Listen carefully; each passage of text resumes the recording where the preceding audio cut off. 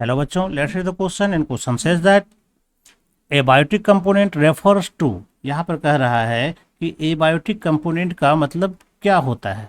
तो चलिए हम लोग जानते हैं एबायोटिक कंपोनेंट क्या होता है ना। तो ये एबायोटिक कंपोनेंट जो है ये इकोसिस्टम का पार्ट है ना। ये किसका पार्ट है? तो ये इकोसिस्टम का नॉन लिविंग कंपोनेंट है। क्योंकि हम जानते हैं कि इकोसिस्टम में क्या होता है, दो कंपोनेंट होते हैं, एक एबायोटिक होता है और दूसरा बायोटिक होता है ना। इकोसिस्टम में जो होता है दो कंपोनेंट होता है, एक होता है एबायोटिक और दूसरा होता है बायोटिक। तो एबायोटिक में मुख्य रूप से जो होता है इन्वायरमेंटल फैक्टर शामिल होते हैं जनरली, है ना, जैसे कि एटमॉस्फेरिक गैसेस, जैसे कि टेम्परेचर है, हीट है, सनलाइट है, सॉइल में पड़ा हुआ मिनरल्स है, वाटर में डिजॉल्व मिनरल्स है ना। तो ये सारी चीज़ इसके कंपोनेंट हो सकते हैं।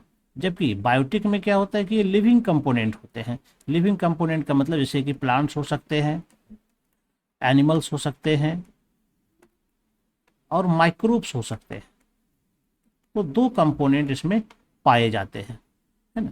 तो यहाँ पर हमारे पास जो क्वेश्चन पूछा गया है एबायोटिक कंपोनेंट के बारे में, तो एबायोटिक कंपोनेंट का मतलब यहाँ पर क्या हो जाता है, ये सारी चीज़ होते हैं, सारे सारे जो नॉन लिविंग होते हैं वो सारे कंपोनेंट एबायोटिक होते हैं। इसी का उपयोग करके बायोटिक सर्वाइव करता है।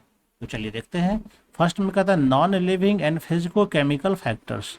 तो ये बिल्कुल सही हो जाता है, क्योंकि ये नॉन लिविंग तो होता है, बाकी सारे केमिकल वगैरह सब भी इसमें आ जाते हैं जिसका उपयोग लिविंग ऑर्गेनिज्म करता है। सेकंड में कहता है लिविंग कहता है, तो living and physico chemical factor, तो ये नहीं आएगा। ये पूरा इकोसिस्टम के लिए कहिए कि आ जाता है, तो लिविंग यहाँ पर है, इस कारण से ये गलत हो जाएगा। गैसेस प्रोड्यूस्ड बाय इंडस्ट्रीज, तो इंडस्ट्री के द्वारा जो गैसेस प्रोड्यूस होता है तो पॉल्यूटेंट गैसेस है, लेकिन वो एबायोटिक कंपोनेंट का पार्ट हो सकता है, ये कंप्लीट एबायोटिक कंपोनेंट नहीं है ये, तो ये हमारा आंसर नहीं होगा। फोर्थ में कहता है organism present in water bodies, तो ये बायोटिक कंपोनेंट का पार्ट हो सकता है ना, लेकिन एबायोटिक नहीं होगा। तो एबायोटिक के लिए जो परफेक्ट हमारा आंसर है वो ए नंबर ही होगा, कि non living and physico chemical factor, है ना।